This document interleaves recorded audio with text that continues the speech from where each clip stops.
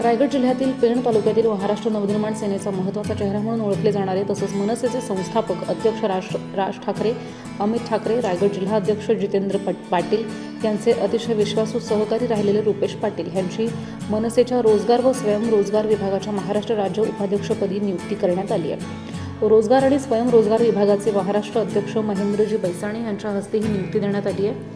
रुपेश पाटील यांचा परिचय जाणून घ्यायचा झाल्यास त्यांची मनसेतील कारकीर्द खूप ठरती आहे। पक्षाच्या स्थापनेपासून हा मनसेचा चर्चित असलेला चेहरा आहे, पण कोरोना काळापासून रुपेश पाटील यांची ओळख जिल्ह्याबाहेर तसंच महाराष्ट्रातही पोहोचली आहे। कोरोना काळात त्यांनी गोरगरीब गरजू अशा हजारो लोकांची सेवा केली आहे। गोरगरिबांचे प्रश्न, कामगारांचे प्रश्न यावरती ते नेहमीच आवाज उठवतात। मराठी माणसावरती जिथे कुठे अन्याय होताना दिसेल तिथे रुपेश पाटील सर्वात अगोदर मनसेचा दणका दाखवतात आणि आपल्याला हे नेहमी दिसून येतं। त्यांच्या ह्याच कार्याची दखल घेऊन आज त्यांना पक्षानं मोठी जबाबदारी देऊ केली।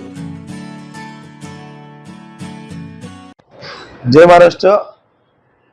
आज सन्माननीय राजसाहेब ठाकरे व सन्माननीय अमितसाहेब ठाकरे यांचे मी मनापासून आभारी आहे का त्यांनी आज मला पुन्हा एक काम करण्याची संधी दिलीत आणि त्या संधीचे साक्षीदार ज्यांनी माझ्यावर विश्वास ठेवलं असे सन्माननीय बैसाणे साहेब व आमचे रायगड जिल्हाध्यक्ष जितेंद्र पाटील साहेब यांनी मला आज एक कार्यकर्त्याला महाराष्ट्रात काम करण्याची संधी दिलीत।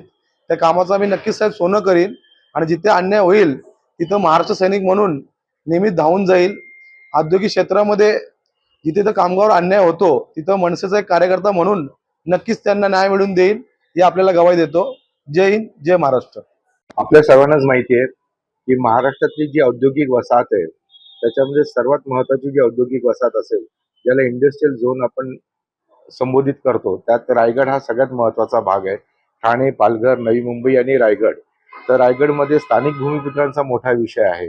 आज तुम्ही जर पाहिलं तर नवी मुंबई एअरपोर्ट असेल किंवा मग स्थानिक ज्या नवीन कंपन्या असतील तिथे 80% स्थानिक भूमिपुत्रांना रोजगाराची संधी मिळवून देण्यासाठी आपल्याला एक सक्षम नेतृत्व हवं होतं जे आपल्या रोजगार विभागासाठी तिथे स्थानिक भूमिपुत्रांसाठी काम करेल, रोजगार व स्वयंरोजगारासाठी काम करेल।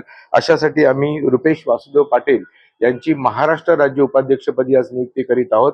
त्यांचं विभागातर्फे आणि पक्षातर्फे मी हार्दिक अभिनंदन करतो।